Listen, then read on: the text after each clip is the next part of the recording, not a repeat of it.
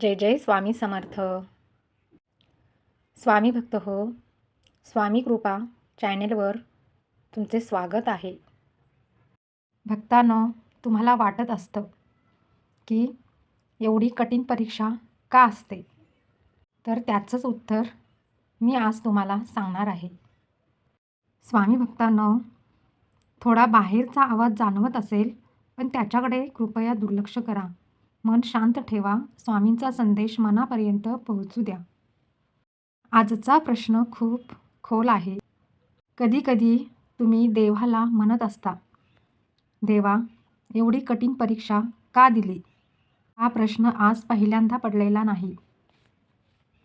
हा प्रश्न त्या प्रत्येक मनाचा आहे, जो शांतपणे रडतो, जो कोणालाही न सांगता सहन करतो.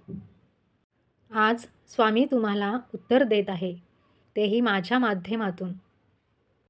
हळू ऐका, मन शांत ठेवा. तू किती वेळा असं म्हणत होता, मी कुणाचं वाईट केलं नव्हतं, मी कोणाचा विश्वासघात केला नव्हता. तरीही वाट्याला दुःख का? लोक हसत होते. तू आतून मोडत होता. तू देवाला धरून ठेवलंस, पण उत्तर मिळालं नाही. आणि तेव्हाच तुझ्या मनात आलं, स्वामी, तुम्ही एवढी कठीण परीक्षा का दिली? मग स्वामी म्हणतात, मी तुला शिक्षा दिली नाही, मी तुला तयार केलं.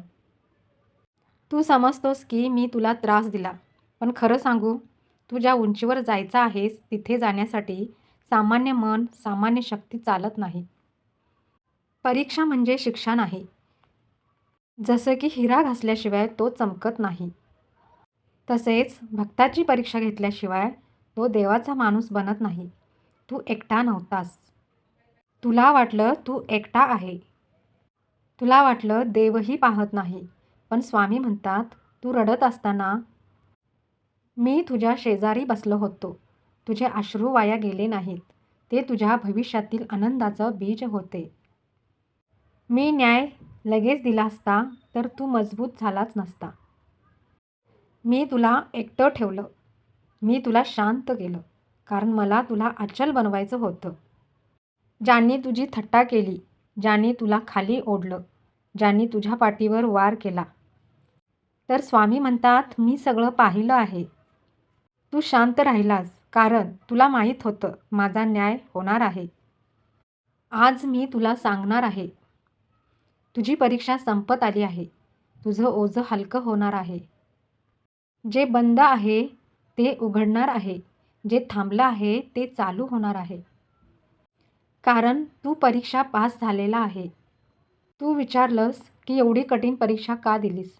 स्वामी उत्तर देतात, कारण तुला साधं आयुष्य नव्हे तर तुला विशेष आयुष्य द्यायचं आहे.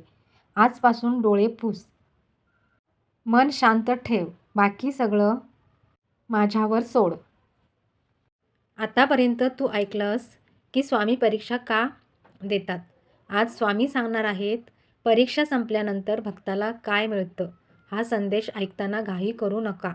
मन शांत ठेवा. परीक्षा संपते तेव्हा लगेच काहीच होत नाही. पण एक विचित्र शांतता येते. ना दुःख वाढतं, ना सुख येतं. तू म्हणतो, आता तरी काही बदलेल का? तर हा क्षण घाबरण्याचा नाही. हा क्षण बदलाचा आहे. बदल बाहेर नाही, आत होतो. स्वामी समर्थ सर्वात अगोदर तुझ्या परिस्थितीला बदलत नाहीत.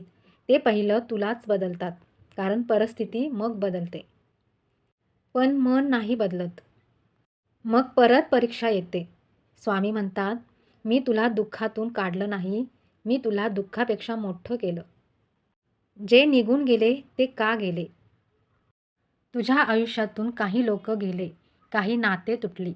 तुला वाटलं देवाने सगळं हिरावून घेतलं. पण स्वामी म्हणतात, जे तुझ्या पुढच्या प्रवासाला अडथळा होते ते मी आधीच बाजूला केलं. काही माणसं आशीर्वाद म्हणून जातात. परीक्षेने तुला काय दिलं?